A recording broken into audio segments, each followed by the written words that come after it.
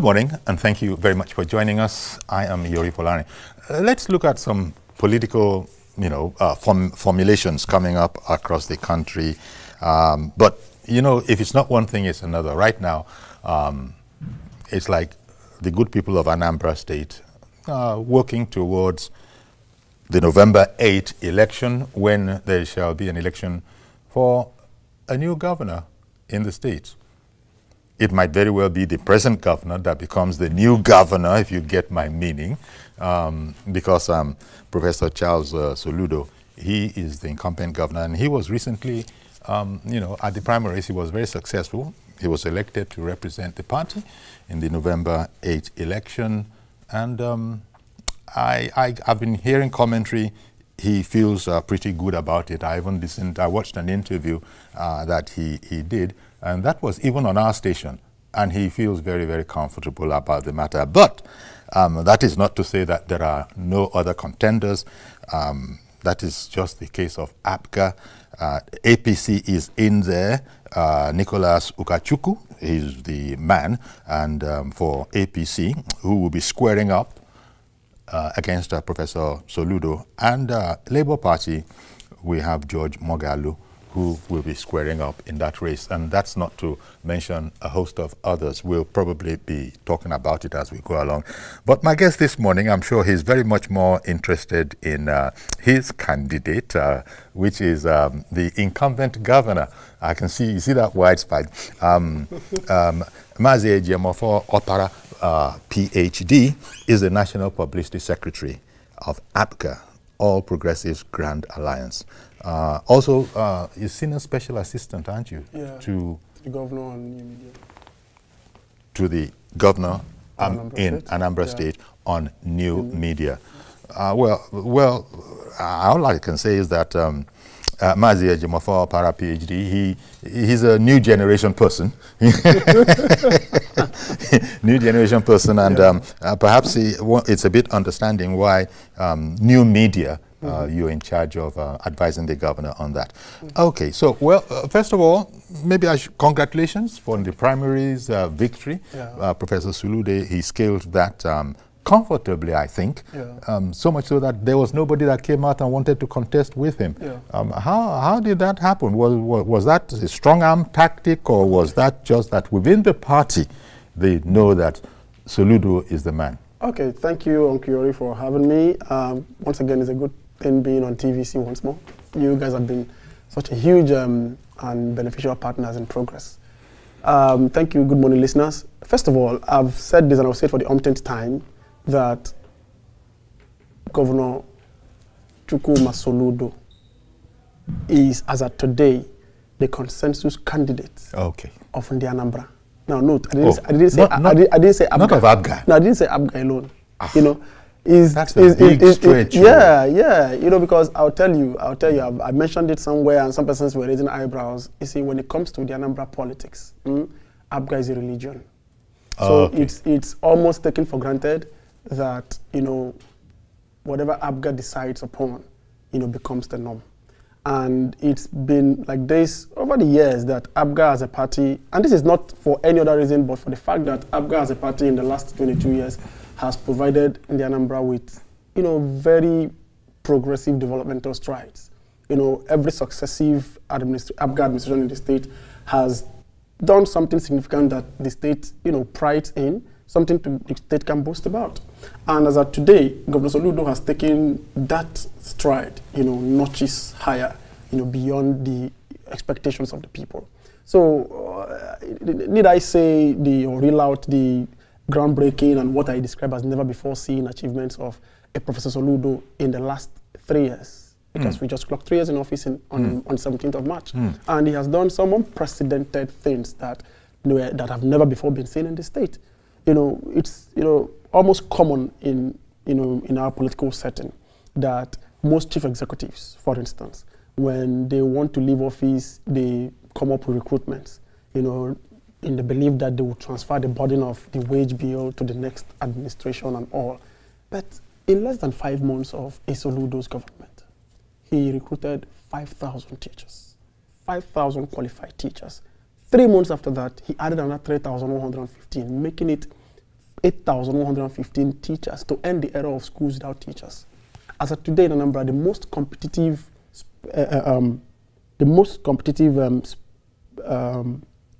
sector or category of education is the public school system, because of the rejigging, because of the life that a Soludo administration has breathed into it. Now today, and, you know, people ask and say 8,000 is what kind of, how they were competitively recruited. And as at the last check, we have these teachers spread across 18 states of the federation. So, you know, it's an interesting that you started there, because I think I was listening to the candidate of yes, APC it was, in an interview, Nicholas Ukachukwu, who, when this matter was brought up about the Soludo strides in education, he had said that, look, any Indian Anambra will tell you that when it comes to education in the place, let us give credit where it is due. You look to the churches, especially the Catholic Church, maybe the Anglican Church. And so for somebody to try and, as it were, purloin that, you know, let's keep it real for a moment. I wonder how you would respond to that. Now, let me, you see, the truth is that people speak according to the facts available to them. And not everybody is as detailed and painstaking enough to actually go for the facts. Some people just they feel so comfortable with just any information. And maybe Nicholas Ukachukwu falls, you know, in the category of those who are too pedestrian with actually, you know, with information. So, but let me put it straight. In Anambra State, there are 3 or maybe 4 categories of, you know, the schooling system. We have the public schools, we call the public. These are the ones owned strictly and, you know, proprietary by the state government. We have the public mission. Now, this is the one that, you know, if you like, the ones that are, you know, owned by the mission schools, but somewhat, you know, have some community coloration.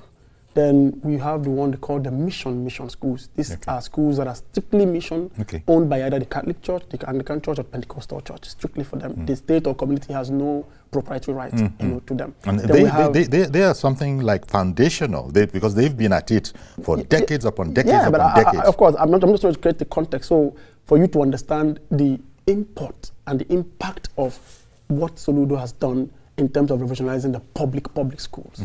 Now, then you have the last one, which is the private schools, owned by private individuals and all that. Now, amongst these 4 categories, one was actually the most derelict, the most, you know, rejected, the least funded or the least taken care of, and which happens to be the public.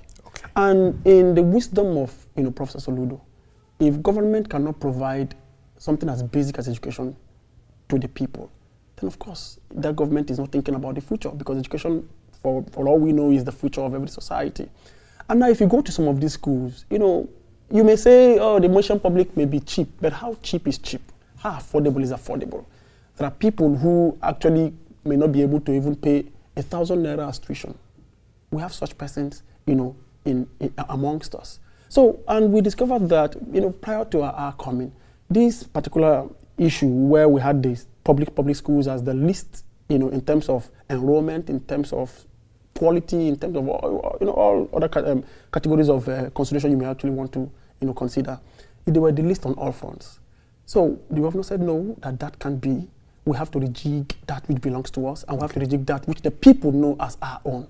And this was what led to the major reforms that are currently ongoing in Anambra State public schools. And of course, you know, we didn't do this in exclusion to other, you know, the mission schools and all that, because of the 8,115 teachers recruited, about 3,000 of them or so were also deployed to some of these public mission schools, you know, because people, those who school there are still in the Anambra. But a better chunk of, you know, this recruitment was focused on rejigging the public schools. And he didn't stop at that. He declared free, totally free. What I mean free, all you need to do is bring your child and get him to school in Anambra State, from the basic, from nursery school up onto SS3. All expenses paid? All expenses paid by the state. Maybe apart from uniform and books? All expenses paid by the state. Or including uniforms? Uniforms, yes. All expenses paid by the state, yes. Okay. By the state. Just bring your child to school. Well, what did that result in since Professor ever Soludo started? Ever since that started, we've experienced about 27% increase in enrollment in the primary schools, and about 10.6% increase in enrollment in secondary schools. So there has been this major rejig. And in terms of... Are they really schools? Because I say that because in Nigeria here, you yourself might have been surprised, perhaps not, by structures that call themselves schools, you know, going to other states that I don't need to mention now. And the outrages, actually, things under the tree, some not even having complete roofs.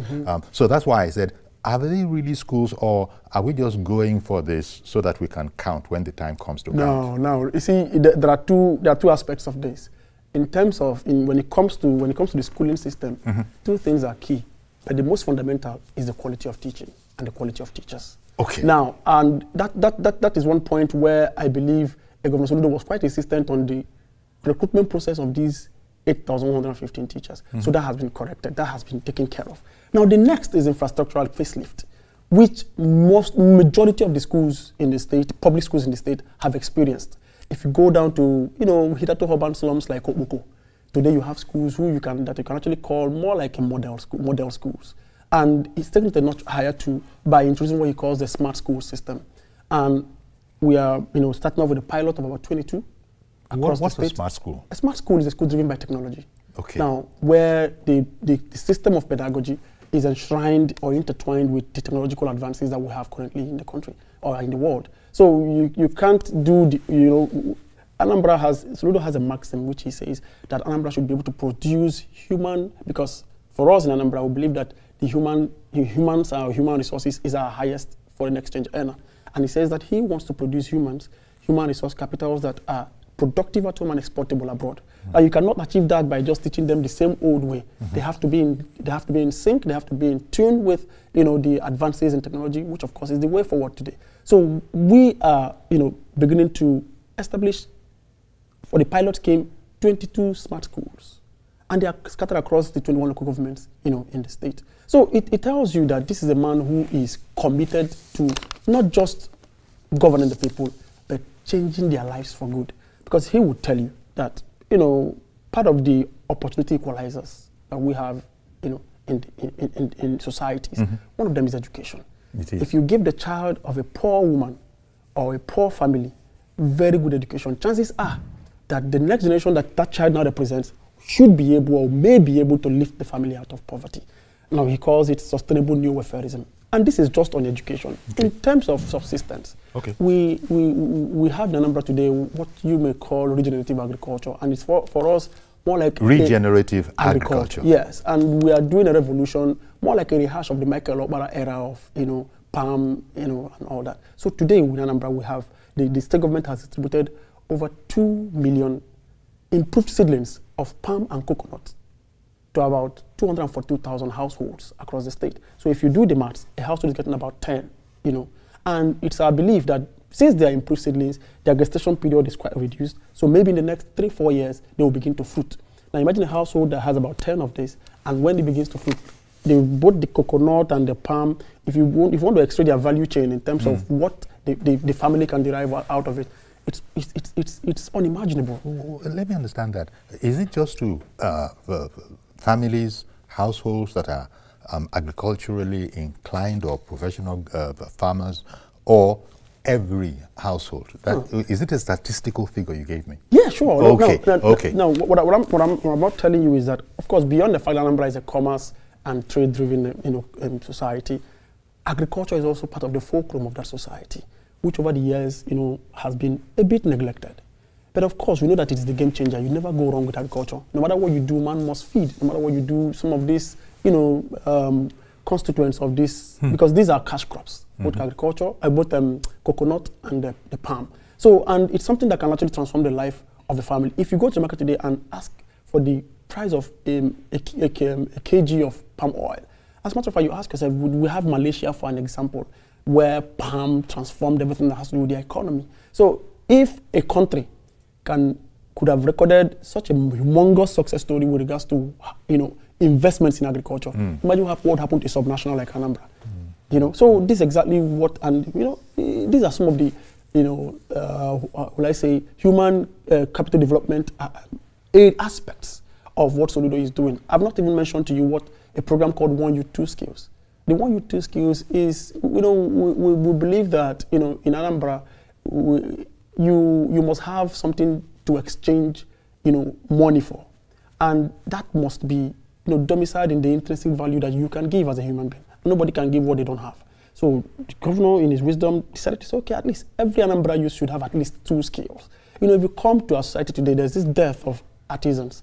We have a situation where people travel to as far as Cotonou, Togo, to get people to do certain, I was going to come to jobs, this in relation to what you said earlier about Governor Soludo's attack on that particular aspect of life, where the youth in Anambra, everybody knows the prowess of Anambra in terms of business. I don't know. I wouldn't be surprised at all if anybody told me that there are more billionaires. Of course, that's the truth. There are more billionaires in Anambra than in any other state. No, that's the fact. Per square meter, you get to find them. So it's like the value that has been placed on education. I think material success, financial wealth has been prized above education. But Soludo himself, being an academic, he's a professor, he probably sees it differently. So hold that, hold that skill. It seems like the Anambrarian and business, they were born together.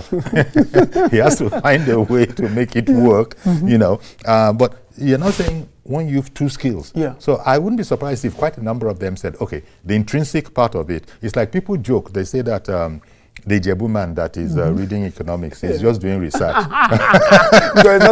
a born economist. For us, with regards to the 1U 2 skills thing, we believe that, if you look at the figures, before I think the last survey, done by the MBS, Anambra had one of the least, in terms of unemployment rate in the country. And if you don't continue to emphasize that, which, puts it in that pride of place, over time you begin to experience, some biting or spiral unemployment. So what Soludo is doing, by the 1U 2 skill, is to ensure that we have more productive youths. As a matter of fact, it's part of his non-kinetic approach to solving the rising criminality, in the region. You get it? Because young people must have something to depend on, something to fall back on. And these things are not just about vocational skills, because these skills, it cuts across a myriad of areas, from carpentry to plumbing to mechanic, building and all engineering. That. But engineering and all. But apart from that, there is also the tech aspect of these skills, because the government has come up with what he calls the Solution Innovation District. Now, this district is, if you like, our own Silicon Valley, and it speaks to the S of the ADTS component of his development agenda. Remember, he's renowned for talking about Africa, Dubai, Taiwan, the S and the Silicon Valley.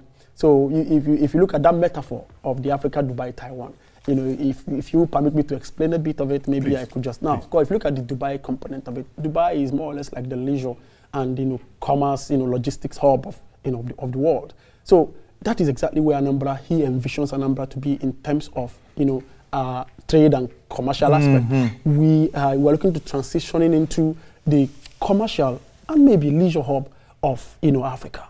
More or less like our own Dubai here. Is it that people sort of misunderstood the metaphor? Because I have seen attacks along the lines of, where is Anambra, Dubai? Taiwan. Where is it, Anambra, Dubai, Taiwan? The question is it's actually born out of mischief, and I'll tell you why. Most people, how do I put it? There's this proverb, or will I say a story, a folklore, that has to do with the tortoise that has been in a ditch for many years. And the day the villagers came together to bring it out of the ditch, they passed in the rope into the pit and say, okay, hold it, come and say, people should be faster, this house is spelling too much. No, people don't understand that Rome was not built in a day.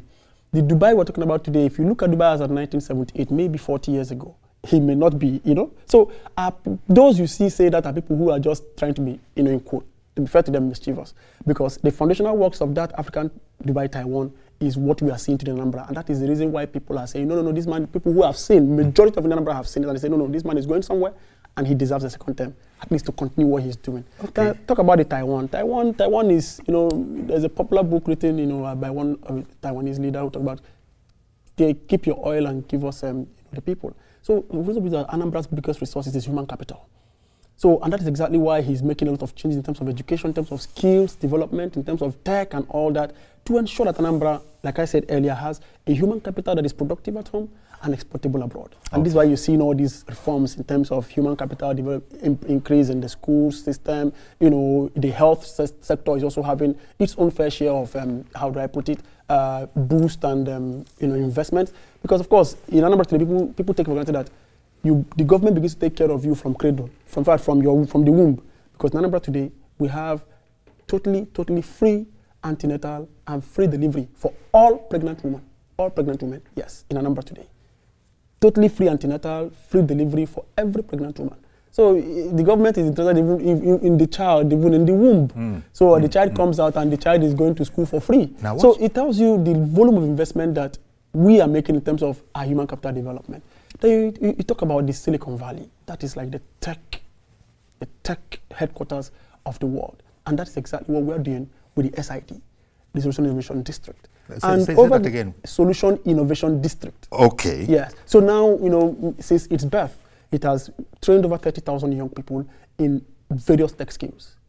There are success stories to that. Okay. Even in the 1U2 skills, there are massive success stories, and I'm sure that your station was there on the day. In fact, the first batch of 5,000 young 5,000 young people who have been trained through the 1U2 skills, about 1,000 of them came out to freely train at no cost on government another 1,000. Okay. This is minus the fact that there's another number, 8,700 young persons who will be graduating very soon. In fact, they are finished because the process of the 1U2 skill is you choose a skill, 2 skills that you want. You go through depending on the skill you want. By the minimum of 6 months, you're taken through rigorous trainings by experts in the area. After which you go for another 2 weeks. Are these local experts? That is indigenous. Are they indigenous? There are indigenous. Of course, there are indigenous experts, and there are those that are also sourced from outside of the region. Okay. Because of course, nobody cares where you come from. People care the value you're giving to give, and the person who's in the skills is interested in where you come from. You know what you've been talking about. It's since the beginning. It's the work that Professor Soludo has been doing as the governor ever since he came on board, and I guess when you said. Well, first of all, when he presented himself for re-election, it must mean that he's determined to, take this perhaps to completion, because it's a work in progress as we speak. And you said that it's in the Anambra. It's not an APGA only thing. Yeah. There are those who will question that, say, look, speak for yourself. When it comes to Anambra, there are many other candidates. Let me take it along the lines of, for instance, the ease of doing business in Anambra. Yeah. Is that something that is actually available? That ease of doing business, I am sure, or is it a closed society? Okay, Uncle Yuri, I'll tell you. I am sure by the time the next statistics will be coming out, maybe Anambra will be topping, if not number 1, number 2, or number 3. But as of today, it is number 7. And this is up from 29 or something like that. Currently, they are number 7, and number 1 in the entire southern, 17 southern states. This is verifiable. So there's a whole lot of investments going on in the state. Can Soludo actually take credit for that? Or was it an organic thing that just happened? No, it's not an organic. It's not necessarily an organic thing, because of course there has to be structures, there has to be policies put in place. These policies and structures are the things that drive the change you see. As I told you in Anambra, for instance, let's look at the land use system. The land use system in Anambra today.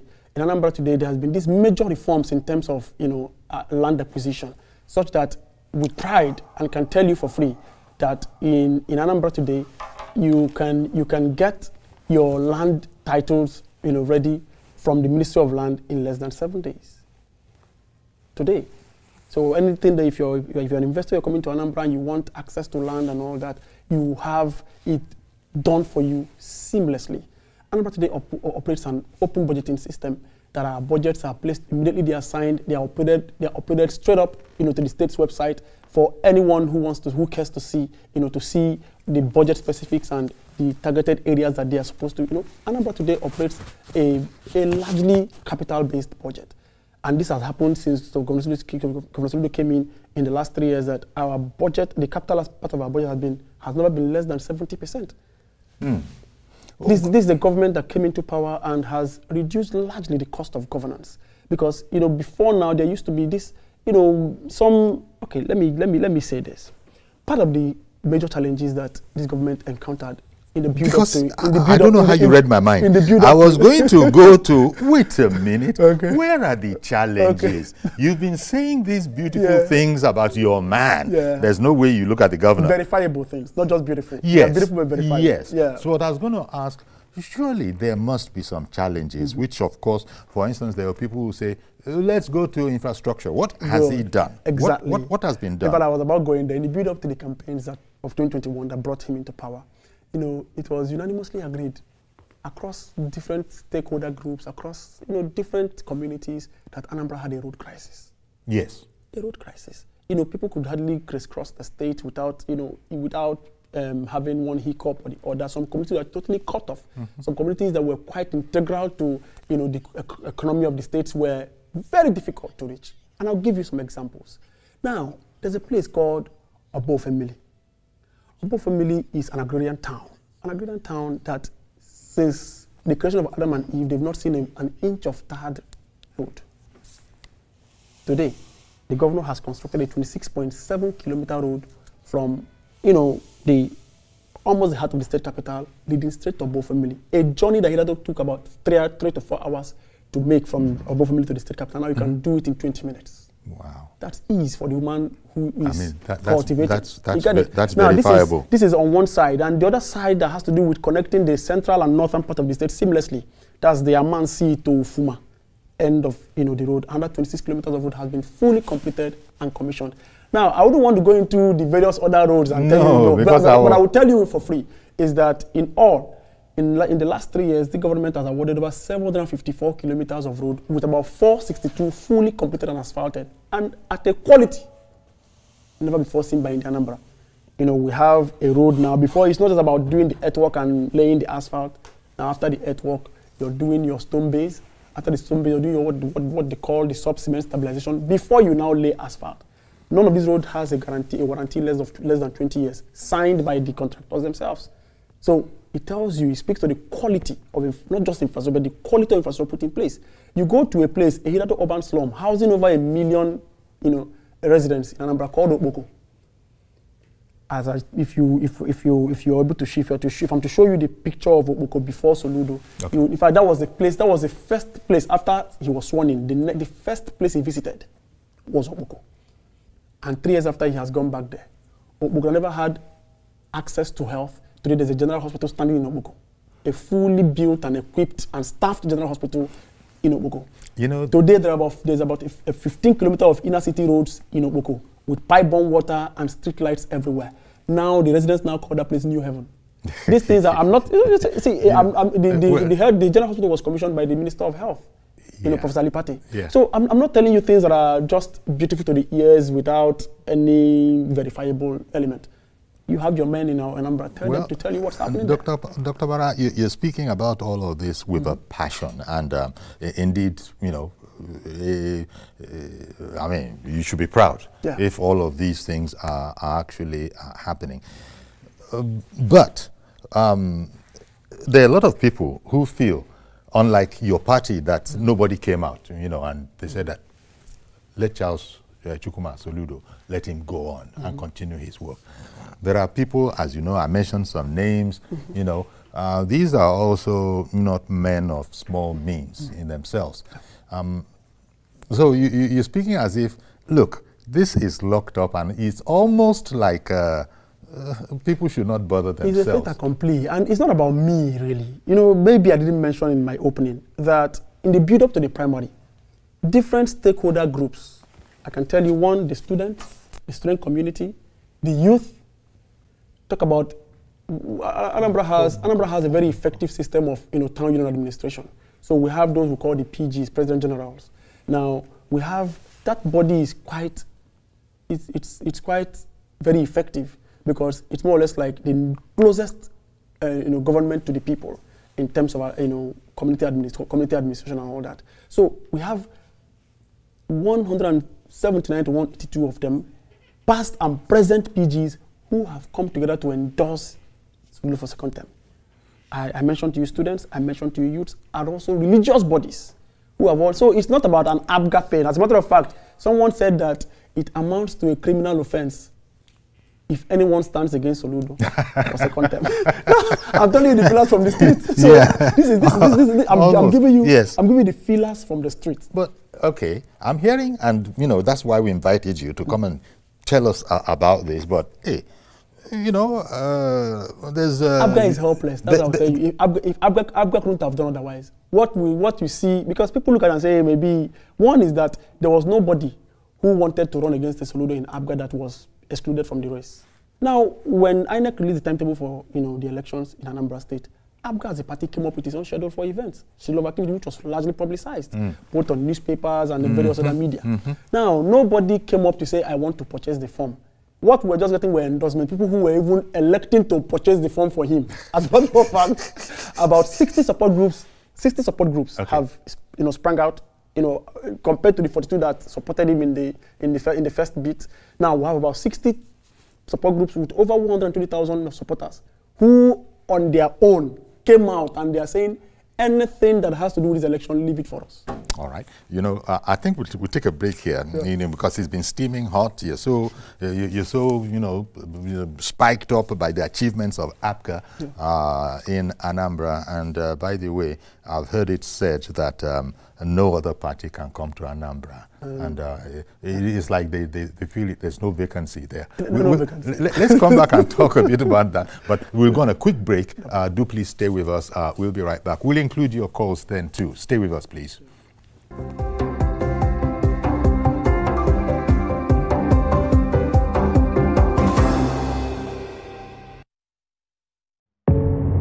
Doubt and fear doesn't occur at the canvas, it shows in the canvas.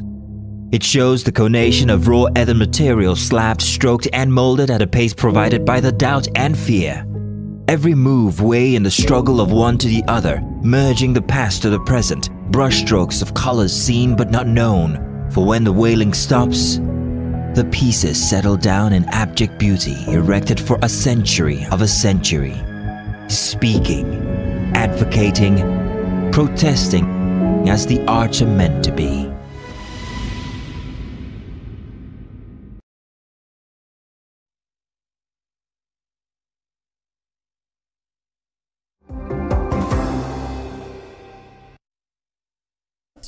Okay, there's so much to say that you could see that Dr. Opara and ourselves were still chatting. So he's been very, very enthusiastic and upbeat about the chances of his candidate, who, by the way, is the incumbent governor, former central bank governor, academic. He's a professor, and he certainly loves his state, and he's been working. You've heard it all. In fact, the best person you could have is Ejimofor. You have him, he'll tell you all about it. But as I've been saying, there are people listening who are from other parties. There's still PDP that is interested in the office. APC is interested in the office. Labour Party is interested in the office. And you seem to be sitting cool, metaphorically speaking, say, nah, there is no problem. All these parties have all come up to endorse the governor for second time. If you talk about the APC in Anambra, the APC in Anambra is just a department of APGA. Well, you say that because he's a recent entrant. Yeah, no. Over the years, look at the, facts, figures don't lie. Those who call themselves APC in Anambra, for instance, they don't have a well-structured, organization down to the polling booth or even the ward level. There are some polling units and some As you've been working for yourselves, you've been keeping an eye on what competition has been doing? Well, of course. It's a race, it's a contest, and we're taking nothing for granted. So, of course, we recognize that it's a race, and we're going into this race with very, single-mindedness. We are going to match anyone on all fronts. We're not taking anything for granted, not even the support of the people. We'll do all that we should do as a political party to ensure, that we justify the confidence reposed in us. But it shouldn't still be a latitude for us to want to, assert what does not exist. Because you can't place something on expect it to stand. Before you talk about a political party, then there must be some very valid, formidable structure, of that party, anywhere. But in some of these parties, the PDP is comatose. As a matter of fact, they're not even in consideration as far as this race is concerned. Like I said earlier, so says you. So says the APGA person. So says the facts on ground. Okay, who is the PDP candidate? Actually, I'm still working. I should have known that because this is, they held theirs. I think about a week after. I don't even know the person myself. So if as a stakeholder in the state and someone who is in a party chieftain, I don't even know the name of the candidate of the PDP. It tells you how almost incognito they have gone. But you do know the name of the Labour Party candidate. And that is a man of timber and caliber too. We're talking about George Moghalu. He's a gentleman, but like I said, he still has the same part of the. There's no Labour Party anywhere in and Anambra has this thing clear cut for them. When it has to do with state elections, state government elections, the gubernatorial elections, they are single-minded when it has to do with APGA. Okay. When it comes to the governorship election, George Moghalu himself knows. He knows that he may even struggle to even win his polling booth. He would struggle. In fact, he would make a larger chunk of his investment in the election will go into him trying to win his polling booth. Well, that's what you are saying, and we take it because you are the person saying it. That's the fact. Let me take the first caller this morning. Good morning, Mr. Joshua in Irewolede. Very good morning. How are you? Very well, thank you. Thank you for calling in. And my greetings to your guest. To a large extent, Uncle Yori, Nigeria is blessed with human resources. There's no doubt about that. Whether from states and all the segments of the society. And Governor Soludo is one of them. I'm happy for him that he's doing well in Anambra. I'm not there. But one thing that is obvious that he has somebody who is speaking well for him. That's really what I think should happen at the presidency. People should be able to speak for the government they represent and be genuine. You can see his body language, everything is clear. So even if he's telling lies, you believe him. So I mean, people should have that conviction that I'm working with my words. And so I'm happy for that state, and I wish them luck as they go ahead. Indeed. I just want to put a challenge to him and to his principal that, you see, it is time for the East to integrate their politics with the national politics. Governor Soludo is one person that we should not measure his achievement just by what he does in his state alone. He's somebody, he was the governor of the central bank, and we know how central that is. That is Nigeria. So he was once the head of a very, very strategic place in Nigeria. And he should be somebody who has Nigeria at the forefront of his programs. So I want to believe that in the next 4 years, we should be hearing more about how the East, through him and his colleagues, are integrating the region into the national politics. So it won't just be that he's a local champion performing wonders in the state, but you cannot actually pick something that he's pushing for the unity of Nigeria to solidify. That's just my challenge to him, and I wish him luck and success in his election. Thank you, sir. Thank you very much for calling in. There was something of a backhanded compliment, but I'm sure he didn't mean it like that. When he said, even if he's telling lies, you're going to have to believe him. But I'm sure he didn't mean it in that negative way. I understand what he was saying, as a matter of fact, you recall that we had talked about that when we were off air. It's palpable that you believe in your product, so to speak. Absolutely. And that's where he was saying that, look, having spokespeople for these, principals, it's a crucial position. So, well, Mr. Joshua Inide, he thought he'd just give you your flowers up front straight away. I appreciate him. I appreciate him. And of course, I appreciate, I tell people that, opportunity is everything. And when it's a preparedness, this is exactly the kind of result you get. And, we can't thank Soludo enough, because his belief in young people is something that every young person in the state remains grateful for. He has given us a voice, given us a platform. And that's what is almost missing in some areas. Let me not, and because the way you speak, it's so persuading, let me not forget that there still are some one or two other. Let me take security, for instance. There are those who are saying that Soludo doesn't have a security record.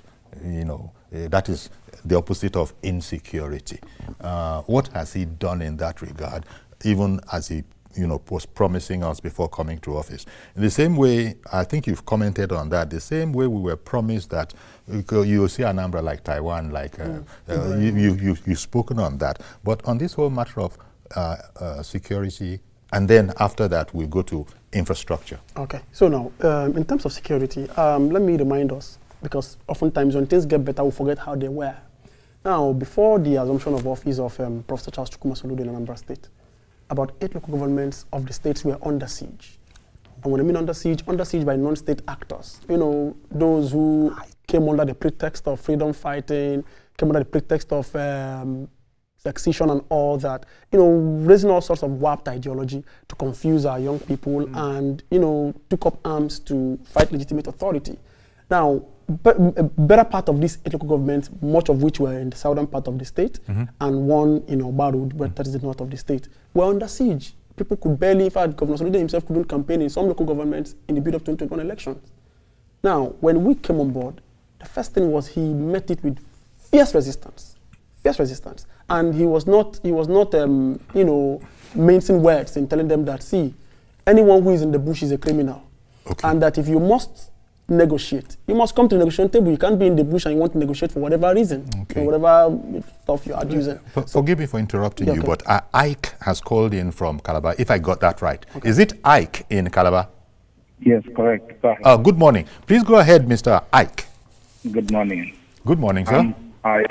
Particularly, let me appreciate you, Uncle Yori and TVC, for bringing up enterprising discussions that are intellectually mobile, and also x-raying the political landscape within which the general operations of our regional politics vis-a-vis Nigeria stands on. On this ground, I appreciate you personally and TVC. Now back to your guest in the studio, Ejimofor. I must give it to him, just like the first caller rightly said. When you are operating within the latitudes of facts, it takes even a concerted effort of the devil to even dispute what you are saying. I'm not a politician and I don't intend to be one in a hurry. Now, the idea is this.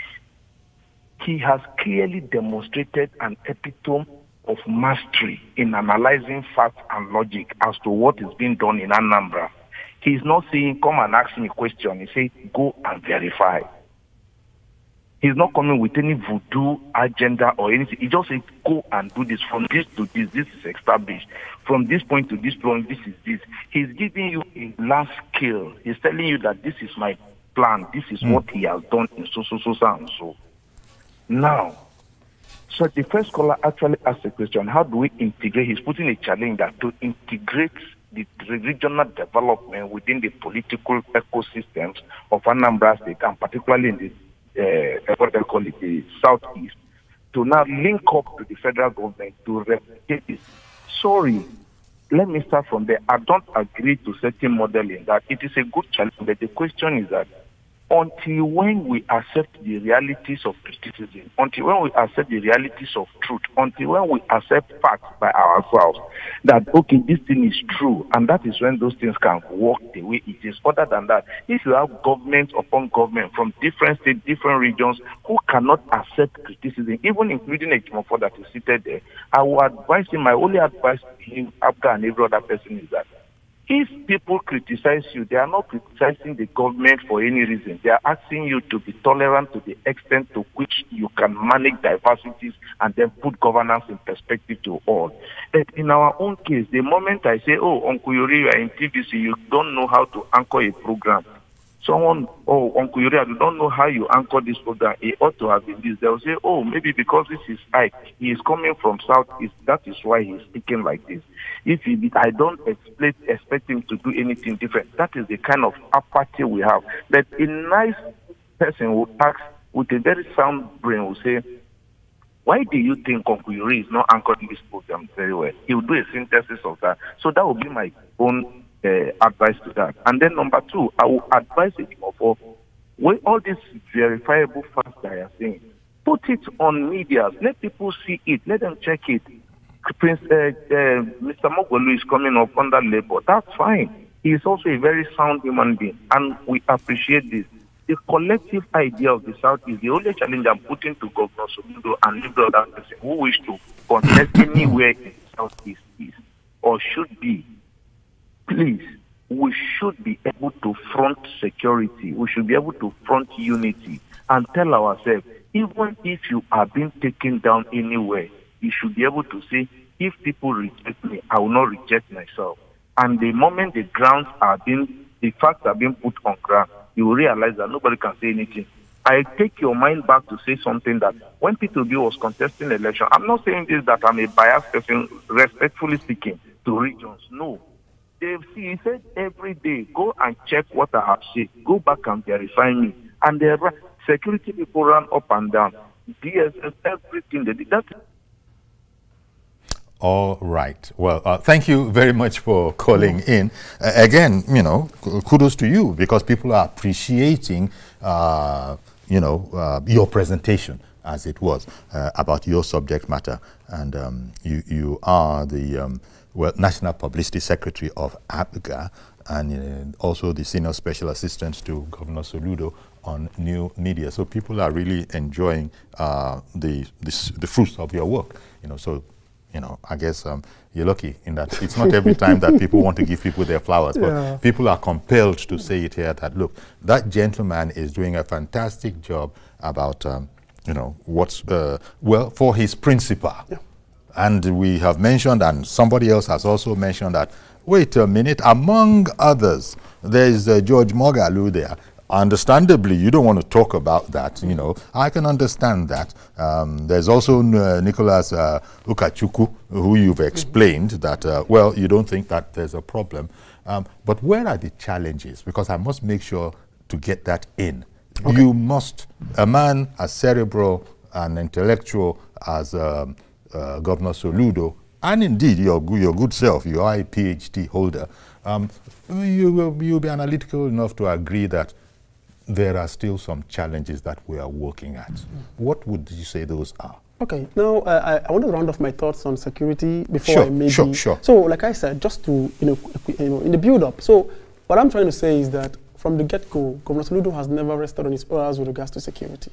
He has been quite, very bullish about it. Sorry, sir. Before you continue, Elder David has called in. So let me just bring Elder David in. Good morning to you, Elder David. Thank you, Yori. God will bless you. Thank you, sir. And you too. Yes, Soludo is a man I respected very highly. Please continue. We can hear you. We can hear you. Please continue. Soludo is the best governor Anambra have ever had since 1999. Gige was there. We know the problem how we bring Badunoju. Yes. Thank you very much. I was speaking. I say, Gige was there. We know the problem how we bring Badunoju. Then Obi crossover from PDP to APGA. He won there, and he was impeached. A woman take over, and Obiano came there, and his wife slapped Ojuku's wife. May God forgive him. Soludo has done a very good job in Anambra, and I can bet anybody is going to win that election. Though I'm a member of APC, I don't hide it anywhere. What Soludo has done so far is exactly what Wike did in Rivers. It's what we have seen in Lagos State they are doing. That is a man. God himself will bless him for what he has done. All right. Thank you very much, Elder David. Appreciate your calling in. Performers, performing governors is what he's talking about. Exactly. So back to security. Today in Anambra State, we have, because of course, as a government, you must operate from the side of the law, because as a chief executive officer and the chief law enforcement officer of the state, you must, at every point in time, be found on the good side of the law. So, he looked at it, and some other issues that almost looked like they were not, justiciable, but were part of the fulcrum that gave rise to the teething insecurity around the region, around the state.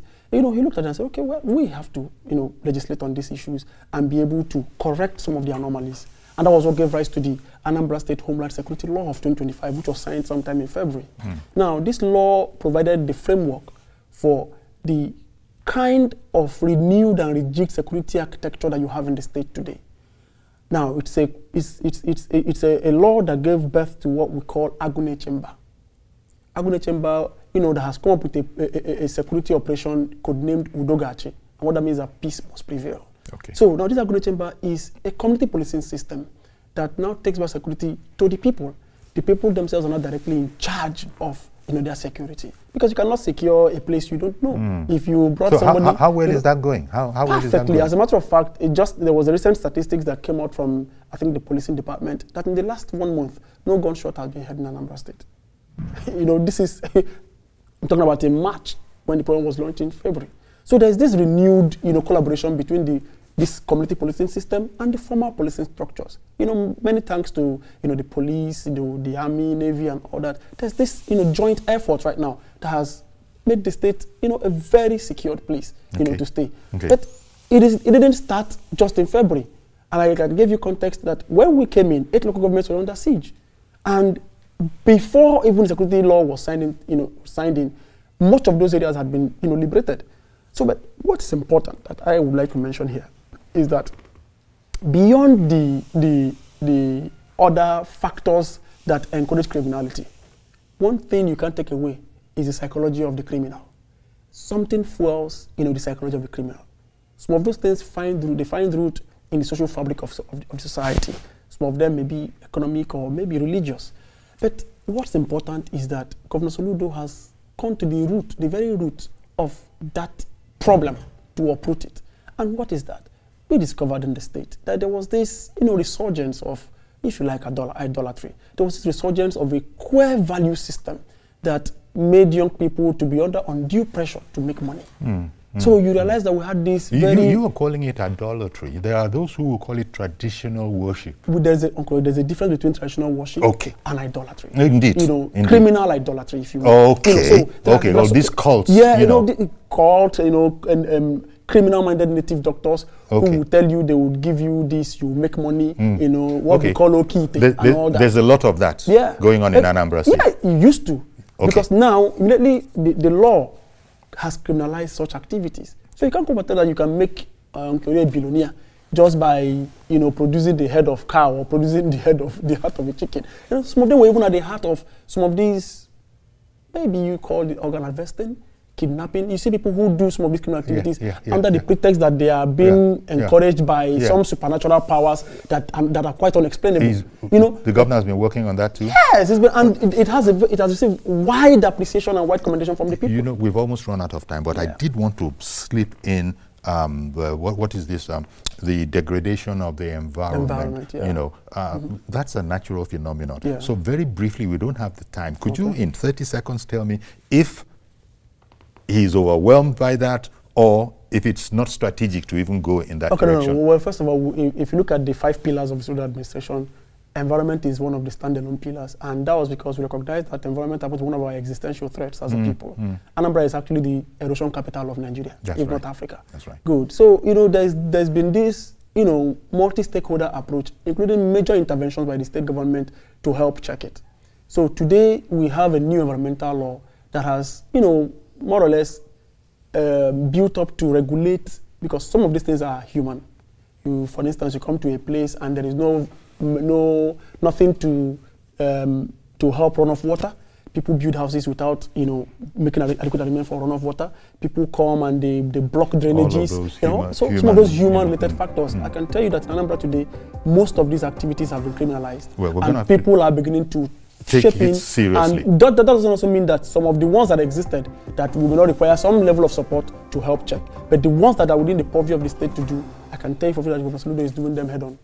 I mean, you're quite a fast speaker, and in spite of that, it's clear, and there's so much that we can't even touch, so we really must have you back, you know, in the course of time. But I want to thank you very much, Dr.